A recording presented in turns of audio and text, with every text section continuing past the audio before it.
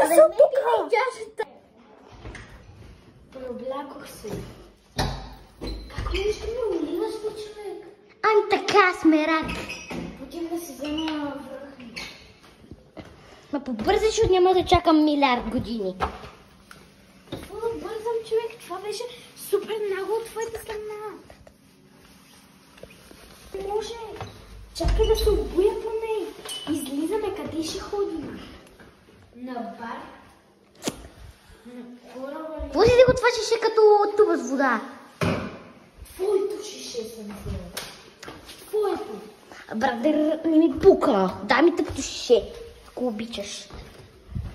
Добре, човек, как ти даде на ума? Ами така. Как забавно. Ми ти ми каза, че съм облечена като кошар. Ами така е. Ами не е така, извинявай. Извинявай. Така, айде. Виж тия кошарки сандали, а? Нямам други. Нямам други. С тези ще ходя. А какви са тези джакати? Кажи ми, ти си самата си кошар. Да, ти си също. Моите са спанда, за разлика от твоите кошарски. Хайде, излизаме. Айде. Хайде по-бързо. Ще си много бавна като коза.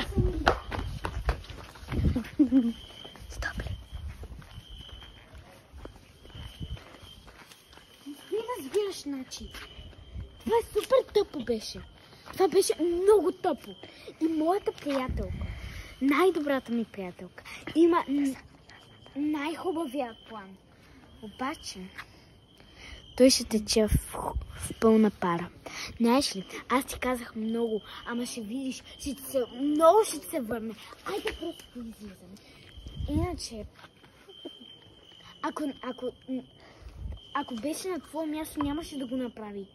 Това, ако не спеше, ще излизам само с Лила. Хайде, тръгвай.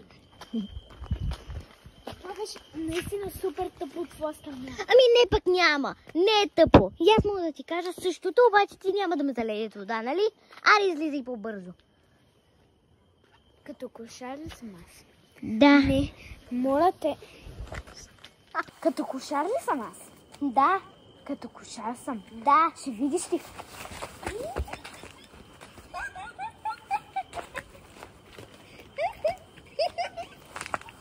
Какво ми се смееш? Не е смешно. Разбери го един път за винаги.